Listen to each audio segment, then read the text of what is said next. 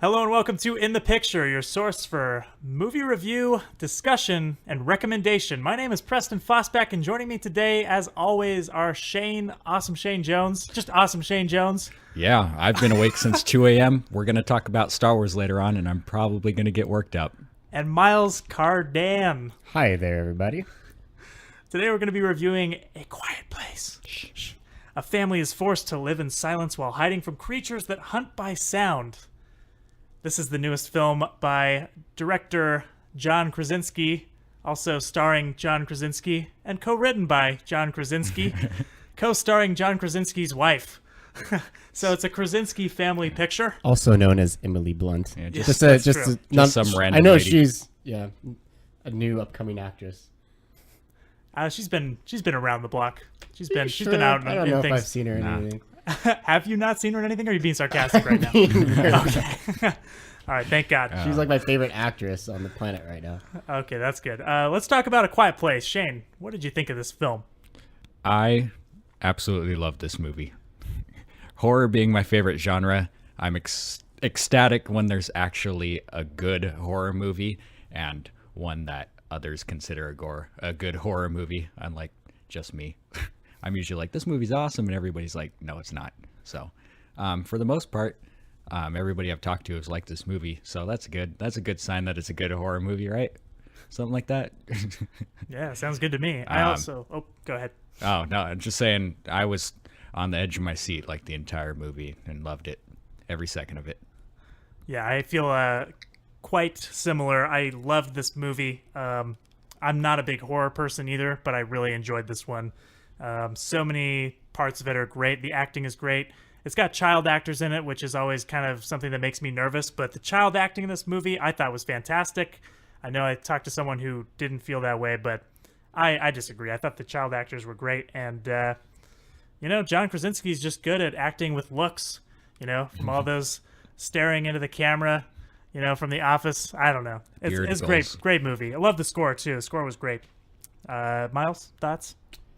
Yeah, Shane knows probably better than anybody else that I am not the biggest fan of horror movies, but this premise really intrigued me. And what's kind of funny about it is it's a pure like B movie premise. But then again, so is the premise of Jaws and The Warriors and Escape from New York and like all those kind of movies. So that's not a bad thing at all. One thing that worried me going into this was whether or not the trailers spoiled too much. But I think kind of some of the key moments in the trailers are established early on in the film. Like this is where it's heading. So like it doesn't really spoil it too much, which I was pleasantly surprised by. I really enjoyed this a lot. It was just a masterclass in creating tension. I think if you look at it, if you take too close of a look at this movie, the world doesn't quite hold up that it builds.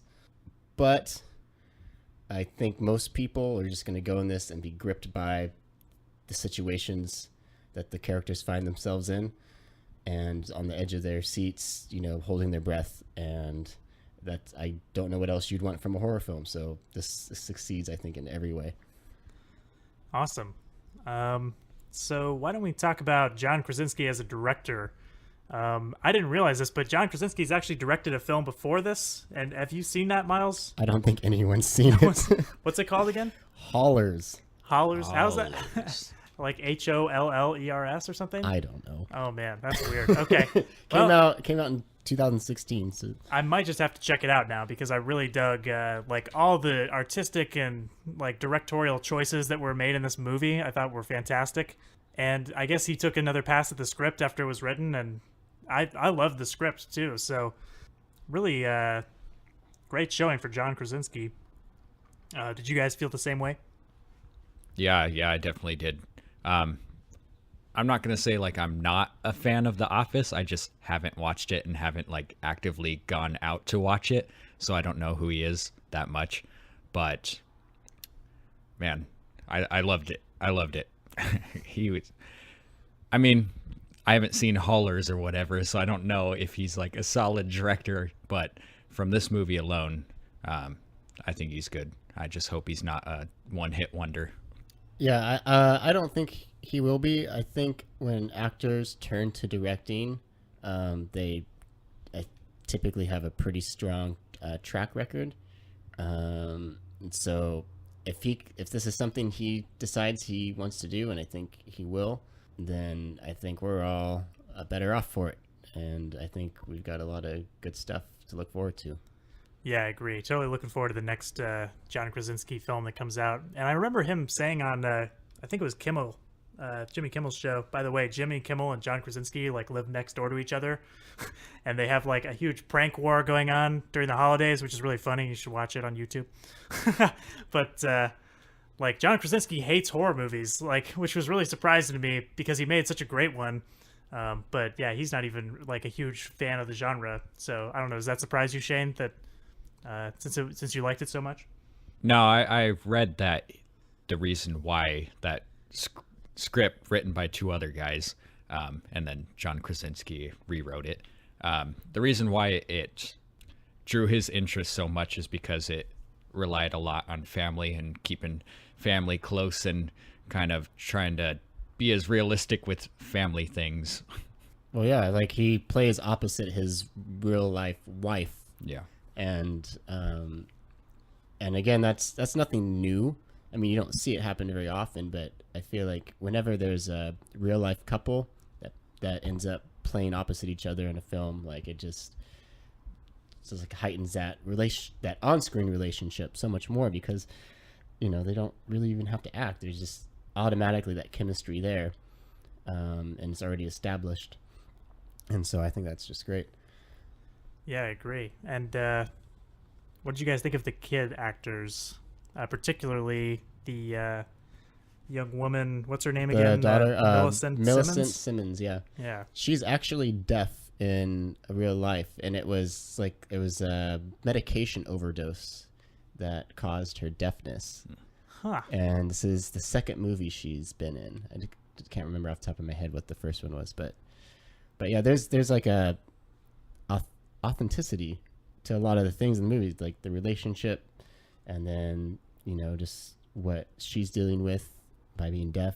And there's a really cool trick that and I'm not spoiling this because they established this in the first scene, but like whenever it goes to her perspective, there's no sound whatsoever. Just like all the little background nuances are completely cut off, and it's just dead silence whenever it's from her perspective. So there's going to be something like totally like dangerous or crazy going on, and she has no way of knowing that it's happening, which is pretty terrifying. Yeah, it's really unsettling when that happens. Do you have any thoughts on that, Shane? Yeah, I mean, this movie's title could have easily been called "Kids Are the Worst," and they you guys didn't get that throughout the entire movie. I was like, oh, why are you doing that? Oh my god! It's like, please don't do that, or don't go over there. I thought this movie could have been called "Keep Your Nails Pounded Down." Yeah. I don't know, but they played those roles great. She played kind of like the moody teenager that you expect, and he's the kind of coward son that just happens to be there. I don't know. I love the kids. I was talking about with Pacific Rim Uprising in our earlier episode. Those kid actors, I didn't like at all. They were super annoying and said stupid things, but this is kid actors done right. Yeah, these kids are I liked how they weren't perfect, but they also weren't stupid. Like, well, there's just so many stupid kids in movies, but these kids were good. They're given some very mature things to deal with, and not just running from monsters. There's other stuff going on that I unfortunately can't talk about because they're spoilers. But yeah, these kids are asked to do a lot, and they definitely deliver. Definitely agree. Let's see. I think that's all I have to talk about. Do you guys have anything else you want to mention before we wrap up? I would just like to, because I watch a ton of foreign film, and I kind of, being the pretentious prick I am, I kind of talk down to anybody who can't deal with subtitles. Oh, I know. I absolutely love that this movie tricked the audience into reading subtitles because the family communicates with sign language, and so more than half the movie, whenever they're communicating with each other, there are subtitles, folks. So don't let that deter you, because this is not a movie you want to miss. Yeah. And I mean, I think we're missing one big thing here. Is the movie scary? And what do you think, Shane? Is the movie scary? Was it horrifying? No, I mean, the creatures in it definitely have a big impact on the whole movie, because one, they don't show them at all in the trailer, so it doesn't ruin that surprise for you. But also, like, even take the creatures out of the scenes that they're in, and I think they're pretty nightmare inducing as it is. I love how they looked, and they didn't look cheesy. They could have easily been terrible looking CGI monsters, being that it had like a $17 million budget, but they looked good and scary. See, now here's where I think that the movie could have actually been a little bit better, is if they held off, because I don't think I'm spoiling it when I say you get to see kind of glimpses of the monsters early on. It's not until really the red light scene that I felt you should have seen the monsters at all. There was like one shot in particular, which you guys may know what I'm talking about, where I was like, oh, that's terrifying. Like, reminded me of Aliens. Then like that would have been the perfect time to reveal the monster for the first time. I thought it would be like, because the fear is, I think, is like really in the unknown. So when you do reveal the monster kind of early on, even if it's just like a brief glimpse, you kind of take away all the things that your imagination can do. And the imagination can be like the scariest place to go if you don't know what's out there. So I guess that was kind of the one thing I was like, well, I wish they would have shown a little more restraint during the first half.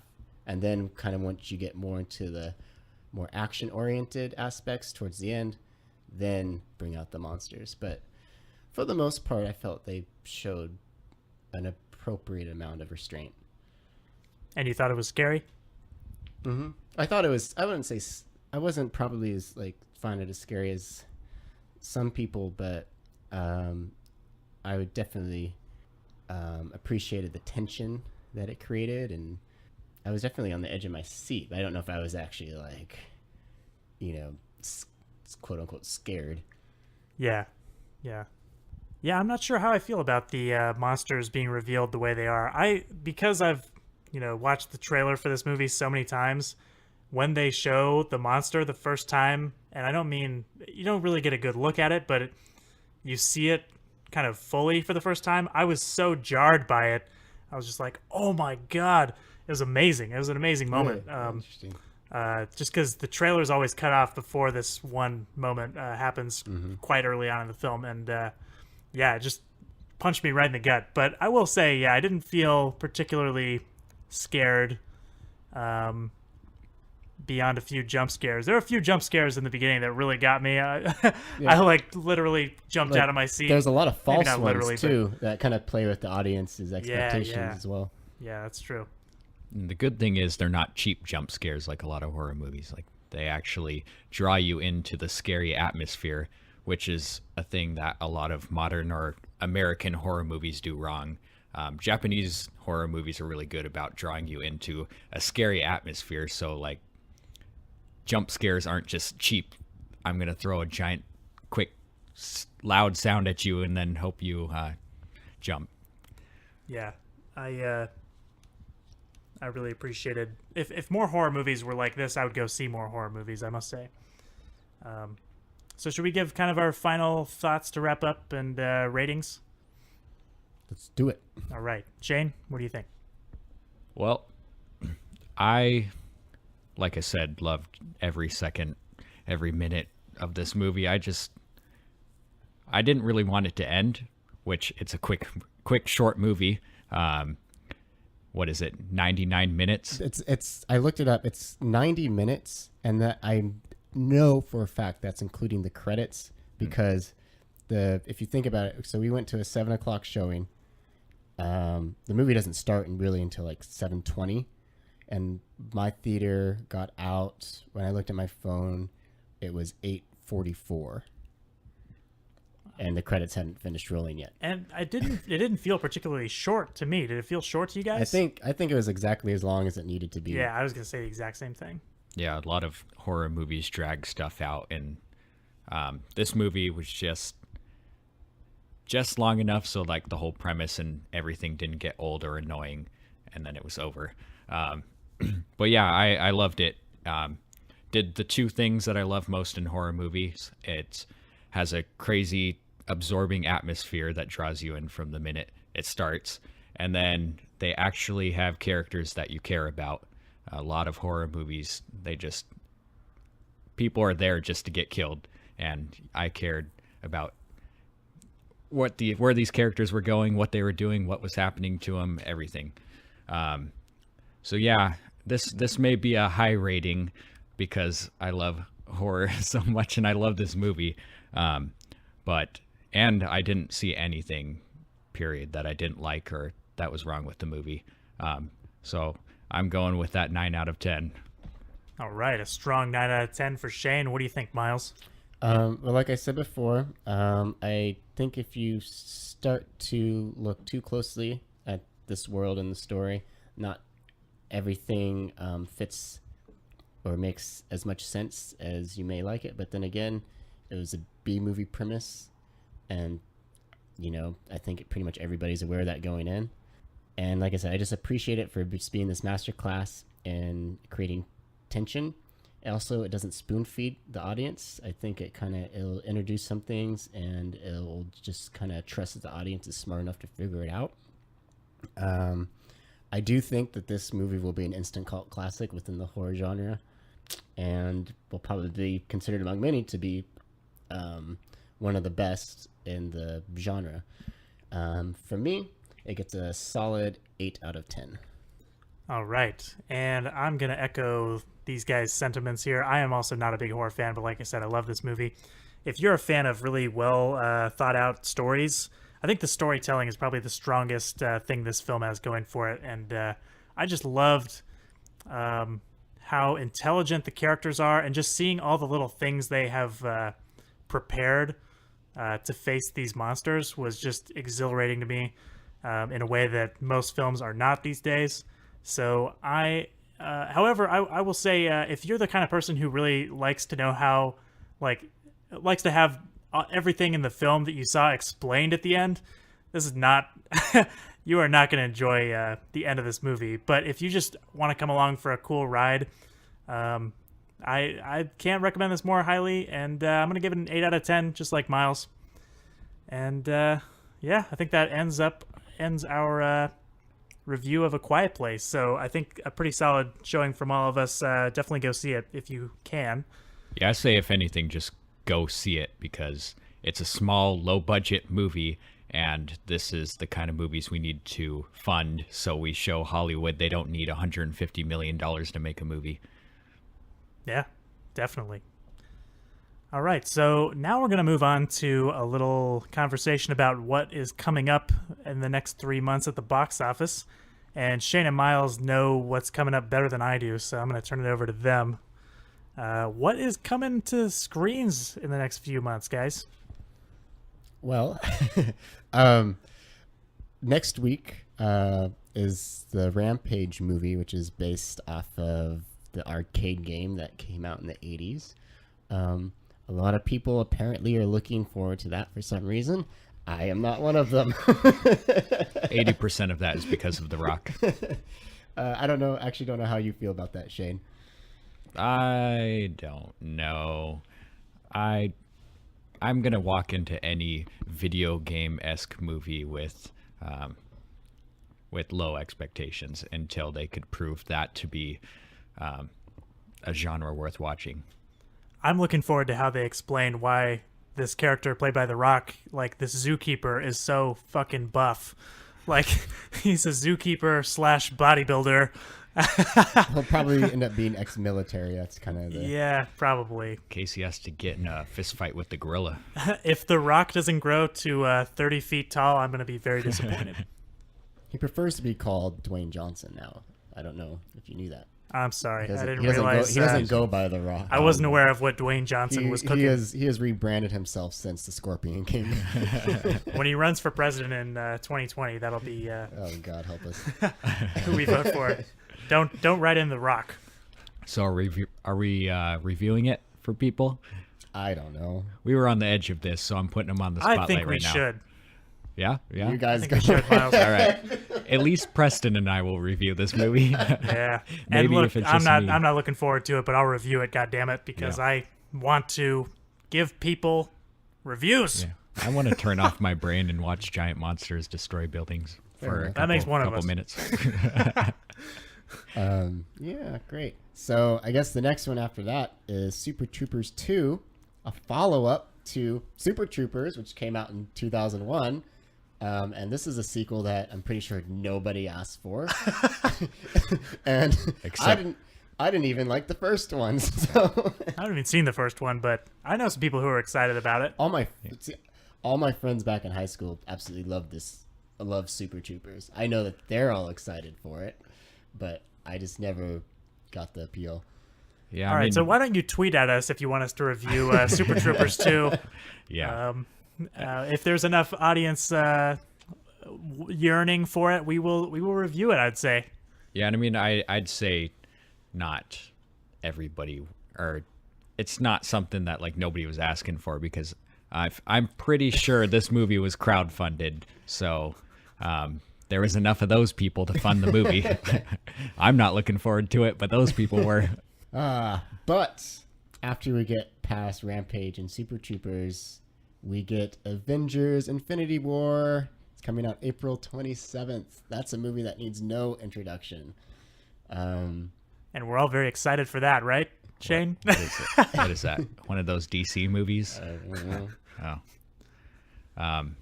Yeah, I mean, this is kind of one of those big epic event movies that we've been hoping, or that we enjoy about once a year nowadays. Actually, we're getting two of them in the month of May. Oh wait, no, they moved Infinity War to April. Yeah, I forget. But yeah, I mean, this movie, the movie that's been hyped up for the last decade, is finally happening. So, You guys think it's going to outperform Black Panther? Maybe a dumb question, but I could see it. I could see it not outperforming Black Panther. I feel like yeah, I don't. I don't see the energy around this that I saw around Black Panther. It's. I think it's already tracking just to do phenomenal. Yeah, I mean, Black Panther's in it, and it looks like the big That is true. the big fight scene at the end is Wakanda. So, I mean, it's mostly a sequel to Black Panther. I mean, think if you bring in all the people who are drawn into Black Panther, all the people who are drawn into Guardians of the Galaxy, I'm not sure you're going to get all the Black Panther people, and though. you got all the people who are fans of the other Avengers movies. So you're bringing in like three big, if you can call it like three big fan bases. I mean, I know there's a lot of overlap there, but there's appeal to Guardians of the Galaxy that may not have been there for, people with Avengers and some of the other films. Same with Black Panther. So, but you're bringing all that together. Yeah. I think I think you're right, Yeah. but I will not be surprised if it doesn't do as well as Black Panther. I would be very surprised if it doesn't blow Black Panther out of the water. Okay, well, we'll figure that out when that happens. And then we're on into May. There's not a lot coming out in May, but there are two very notable exceptions to that. The first being Deadpool, comes out in the middle of the month. What's the subtitle for that? Is it just Deadpool 2? As far as I'm Deadpool 2, aware. I think so. Yeah. Deadpool 2, Deadpooler. So here's the thing with the sequel, like Deadpool, is like the first one kind of just like, in a way, came out of nowhere, in the sense that it's like this R-rated, like dark comedy superhero movie, and it was just fresh and exciting and new. Yeah, very incredibly meta in a incredibly novel way. Yeah, but now some of the originality and novelty is worn off. So like this movie has to try a lot harder, I think, to reach that level of acclaim. So it's got I'm looking forward to it, but it's got a lot to live up to. Yeah, and I consider this movie a comedy movie more than action or a superhero kind of movie. And we all know about comedy sequels. Very, very few of them are good. So, Shrek 2.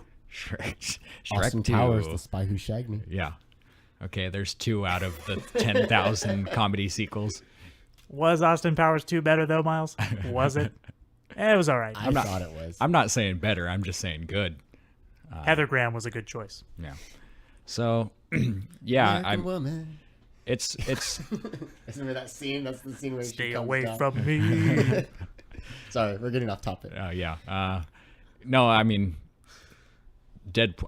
I think a lot of the hype will carry over from Deadpool, but not all of it. So, hopefully it's good. I'm guessing that's going to be the difference between if it makes a lot of money or not, is if the movie's watchable. Yes. And following Deadpool is Solo, a Star Wars story. Boo.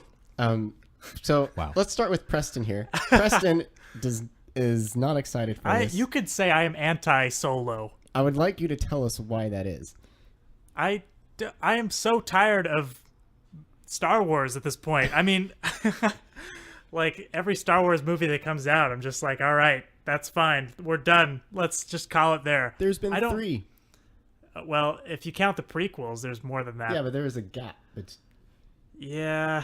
So here's the thing. Some people think they want to see like everything about a character or a thing.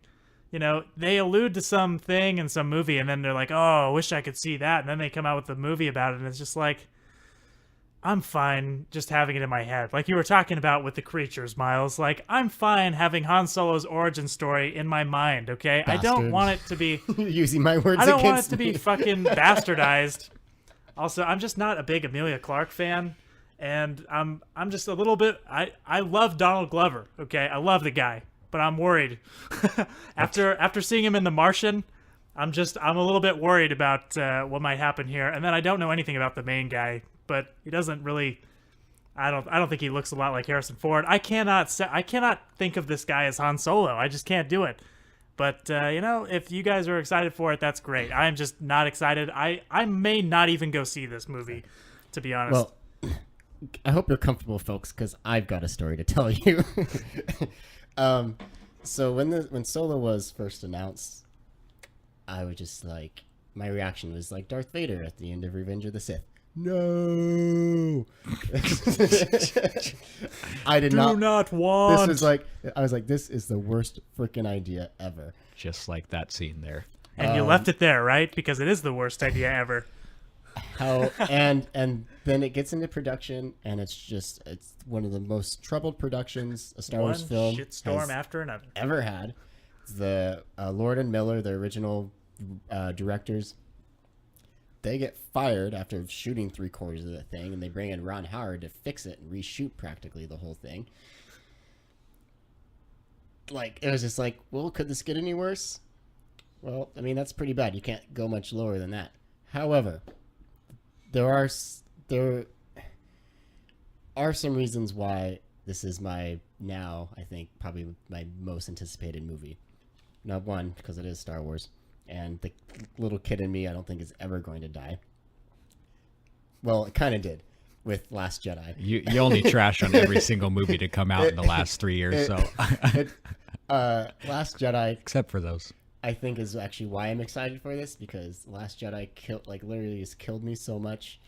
As I did not like where that story went. Love Last Jedi. Of course Well, you maybe would. not love. Of course you would. Loved. I love that it destroyed The Force Awakens. That's mainly what I loved about it.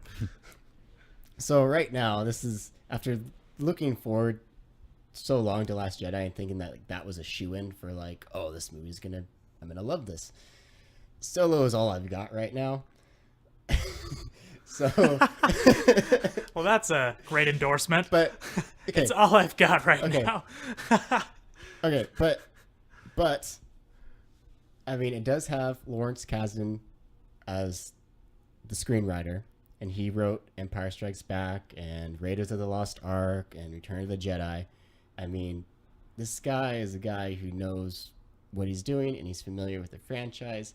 I guarantee you they're working with a top-notch script.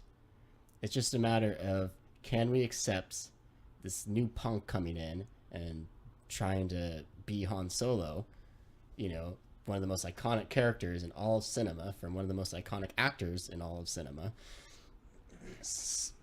And that's a tall order. It's like, this movie will hinge on whether or not I can get over somebody else playing Han Solo.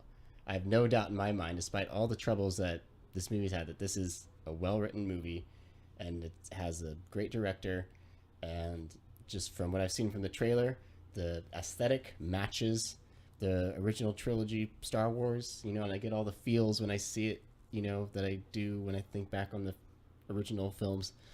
So yes, I am very excited for Solo, A Star Wars Story. Is it Woody Harrelson in this movie? I love Woody Harrelson. Yeah, I'm not a fan of I love Woody. this movie. What? I love Woody Harrelson. I don't want to see him in Star Wars. God, what? Why would I want to see Woody Harrelson in a Star Wars movie? Why wouldn't you? Because he's Woody Harrelson, and I always think of him as Woody Harrelson. I don't know. Sorry, guys. I'm just not excited at all. Shane, get in on this conversation. If Sam Jackson can pull it off, then Woody Harrelson can pull it off. Did Sam Jackson pull it off? He was one of the best parts about the prequels, which isn't saying a lot, granted, but it's still true. Okay. So, well, you guys were talking Hi, about Shane. that stuff. I You're was still pretty here? much ignoring you and trying to figure out a way to not turn this into a 20 or 2-hour rant of Star Wars and Disney Star Wars. So, If Solo is good, I will be pleasantly surprised, but I don't expect it to be, and I don't really care. so just getting this out of the way. Since Disney bought Lucasfilm and started the Star Wars movies, I have read every single book, every single comic. I've watched every movie multiple times. I've watched all of Rebels, all of Clone Wars, everything. And I still have not saying I want a new Star Wars movie like every week, but I still don't have enough Star Wars. But that being said, You're wearing a Star Wars shirt right now, Oh. and your desktop background on your laptop is Darth Vader. oh yeah, And yeah, I'm not surprised. Not a nerd or anything. Anyways, that being said, Han Solo is probably the last character I would have wanted to see from the Star Wars universe. I agree. So What? Miles, that does not sound like what you were saying last time.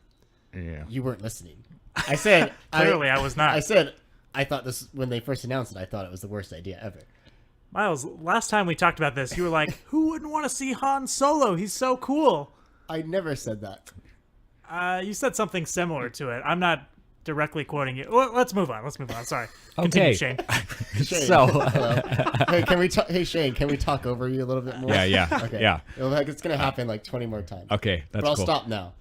You can go. Continue, Shane. Please. Okay, yeah. Don't let us stop you. So I mean, I would have put Boba Fett or Darth Maul or Darth Vader or Boo. a list of I don't want to see anyone. 50 different names. If you're going to have to do an origin movie, there would have been like 50 different characters I would have put above Han Solo. But two things, Miles kind of covered it a little bit. Lawrence Kasdan is back, and he apparently wrote an amazing script, and that's why Lord and Miller got fired, is because they deviated from that too much. And also Ron Howard, which I wasn't excited about when they announced. I thought that was kind of random. I was like, okay, I guess why not? But anyways, I didn't know that Ron Howard's such a big Star Wars fan, and he's a big Legends Star Wars fan, so like pre-Disney Star Wars. So what he's been hyping up is apparently he's bringing in a lot of that old stuff that fans of the canon that I don't consider a thing back, all those things that people love, he's bringing into this, as well as After the Last Jedi, which I gotta say, I love that movie. And if you've only seen it one time, you cannot give it a thorough review. You cannot say you don't like The Last Jedi if you've only seen it one time.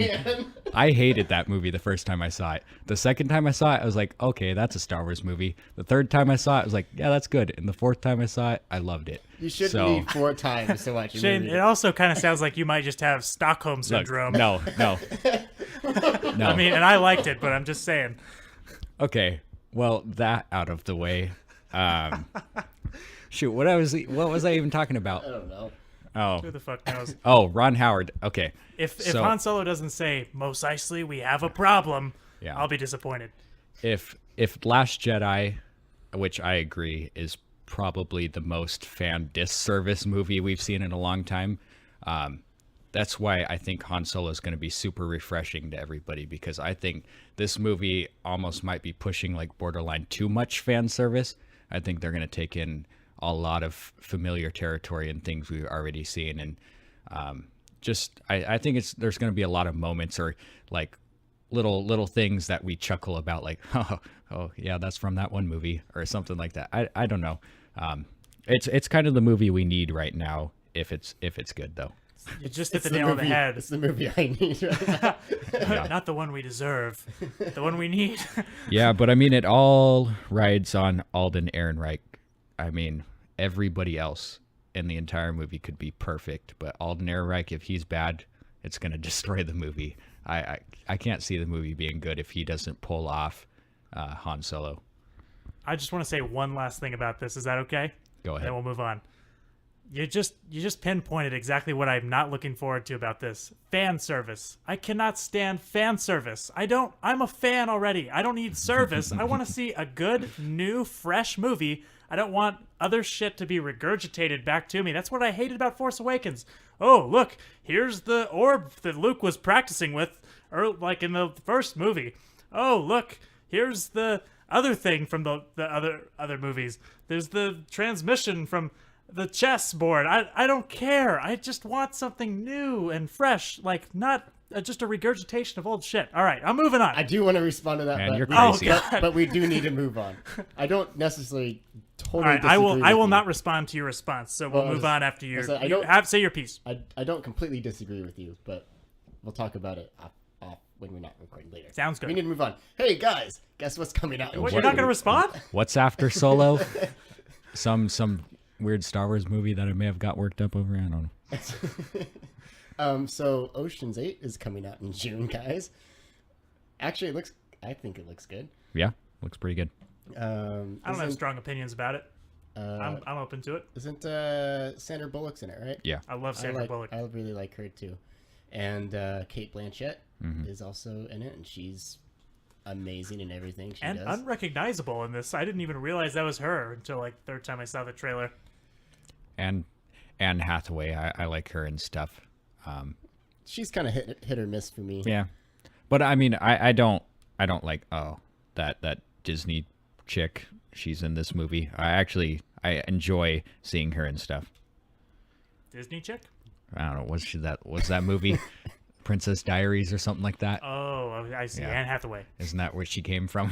Sorry, I missed that. Oh, okay. And then Rihanna's in this movie. Is that like, has Rihanna acted? What, has Yeah. anyone seen Battleship? No. Oh, could we not talk about that movie ever Okay, again? I've never seen Rihanna Oh, act. sorry. I don't know anything about Rihanna. So this brings up another thing where me and Shane disagree on. Is I love Rihanna's bit part in Valerian, City of Oh, a yeah. Thousand, Yeah, I haven't seen whatever. But he didn't. He thought that sequence was just like out of place. Yeah, it just took me out of the movie. It's like I got a strange urge to like clap at the end of the performance, But- and then I was like, well, I'm not in a movie anymore. But did you like her? Like just in Yeah, that she context? was fine. She was a lot better than that movie we're not going to talk about Right. that Which I- Preston I can't apparently even- watched or something. I can't don't- even comment because I haven't Okay. seen it. Oh, What, Battleship? wow. I never saw it, man. Oh, okay. Shane's getting like PTSD. I guess, saw from it. You mentioned. Okay, I'm sorry. I didn't mean I to bring sat up through your. that Michael Bay fest, and I was pretty much like, I don't want to see Rihanna ever again. But yeah, she was all right in Valerian. Okay, so on the whole, feeling good about Ocean's 8. Yes. Yep. What comes after that, Miles? How How far are we down this list? we're We've been getting talking there. like 20 we're, minutes we're already in about this. June. In 2020, there's a movie coming out. So after that is Incredibles 2. So I'll just very quickly say, for me personally, and this is a very unpopular opinion, is I find the first Incredibles to be one of the more overrated Pixar films. So Incredibles 2, take it or leave it, I don't really care. but you guys may disagree. No, I'm with you there. I think it's one of the more overrated Pixar movies, but I definitely think it should have deserved a sequel way over Monsters Inc. or Cars 25 or Finding Dory. There's so many movies. I was like, why is The Incredibles 2 not coming out? Because it was perfectly set up for it. But true. I don't think it's the best Pixar movie like some people would consider it to be. It is probably the best Fantastic Four movie we've ever seen, though. I'm just curious, really quickly, what are your two guys' favorite Pixar movies? Like, best Pixar film if you had to choose one. Like, WALL-E. really quick. WALL-E, Toy Story. Toy Story. First one? Yeah. Okay. I don't think The Incredibles is overrated. I'd pick The Incredibles over both of those if I was going to sit down and watch a Pixar film. I'd probably pick Up as my number one, but yeah, if The Incredibles 2 is like as good as Incredibles 1, sure, bring it on, but fuck if I know. Probably not. Sequels from Pixar have not been great lately. And then another movie that's just gonna do phenomenal at the box office, regardless of how good it is, because well, the first one did phenomenal at the box office, despite, in my opinion, not being very good. And this is the sequel to Jurassic World, which has the subtitle Fallen Kingdom, comes out on June 22nd. I actually like Jurassic Park: The Lost World better than I liked Jurassic World. So, Ooh. Oh, I don't know about that. I was very underwhelmed by Jurassic World, and I don't see the sequel being much different. Just everything that made the first two Jurassic Park films I thought great was like a lot of things that A Quiet Place did very well. It was just like building tension and being genuinely scary. There was nothing in Jurassic World that was genuinely scary. You didn't like those puppy dog velociraptors? So, and I just feel like because Jurassic World, for some reason, made a ton of money, like over $1 billion, I don't think they're going to change the formula with Fallen Kingdom. I think they're going to basically do the exact same thing they did with Jurassic World. So, I'm not really looking forward to it. I have no opinion on this. I didn't see the first one. I heard mixed things about it. I'm not really caring about this one either. I liked the first Jurassic Park. Saw the second one. Didn't like it. Stopped watching Jurassic Park. So, Yeah, it's about for my me, experience. there's only one thing that has like the littlest spark of excitement is the director J.A. Bayona. He directed this movie called The Orphanage, something like that. One of those. Well, there's two. Those are two different No, movies. Okay, the one with the weird ghost boy that's in Spanish. That's The Orphan, I believe. Yeah, he directed that as well as Stranger Calls, which is a super depressing movie with Liam Neeson as a giant tree. But I like him a lot from his first two movies. I think he's better than Colin Trevorrow, and I'm glad that Colin Trevorrow got knocked off of episode 9 after seeing Jurassic World. It just the trailer had me in two different positions. The whole volcano thing where the volcano's exploding and all the dinosaurs are running from it and they're in like the gyrosphere being protected by the falling debris. I thought that was so dumb. That was probably the worst stuff I've seen in the Jurassic Park franchise or whatever you want to call it. Have you seen Jurassic Park 3? Yes, I have. Alan. Hopefully this one Yeah. has more skydiving. Yeah, Jurassic Park 3 is bad, but I didn't like that volcano CGI fest, especially from what I love most about Jurassic Park and The Lost World, and even Jurassic Park 3 is their use of practical dinosaurs, and that's what made them feel real and scary. And I don't think there was any of that in Jurassic World other than like the one dying one on the ground that they messed with. But J.A. Bayona, he keeps teasing the fact that he's going to rely off of horror. It's going to be more like the first movie. So, I mean, if you want to trust him on that, I guess you could have some excitement. But I do. I enjoy him. So, I mean, that's the only thing I'm looking forward to, really. All right. Is that it? No, there's one more. There's One one. more. There's One more. one more film closing out June, and that is Sicario: Day of the Soldado. So I think we can all agree that the first Sicario, which was directed by probably the best director alive right now, Denis Villeneuve. I think I got that right. Sounds German. It's French. I'm You're just supposed to say French- it with confidence. French Canadian. So you're talking about one of the best directors alive right now, leaving a franchise. And when I saw the trailer for this originally, I was like, oh God, this is just going to be like a straight to DVD kind of just like cash grab. But some of the, actually some of the promotions since then have pulled me in a little bit. However, also Emily Blunt isn't returning, but on the flip side, they did get Benicio del Toro and Josh Brolin to come back, which I think is a good sign. Also, the director, it's an Italian director called Stefano Sollima, and I just recently watched one of his films that came out a few years ago called Suburra, which is an excellent crime thriller, and I think it's still available on Netflix if anyone wants to check it out, because I think that can kind of give you an idea of how potentially like good this Sicario sequel could be. I'm still have some reservations about it, but I am sort of hopeful because this is a kind of a movie that's right up my alley and plays to my kind of tastes. Yeah, I mean, I love Josh Brolin and Benicio del Toro and Sicario, but I enjoyed Emily Blunt more, and that's the big hole missing from the picture there. I was really kind of nervous about this movie when they announced that she wasn't going to be in it, as well as the director's not returning. So yeah, I don't know how to feel about it. The trailer was fine except for that one scene where Benicio del Toro holds a freaking handgun like he's never held a handgun before and shoots it like a machine gun. I hated that scene. But Well, I'm no gun expert. I can't say whether that's accurate or not. Either way, I don't know. You ever fired a gun, Miles? I have fired guns, but I've never fired a live round out of a Don't gun. fire a gun like Benicio del Toro does in that trailer. Yeah. You will shoot yourself. Yeah.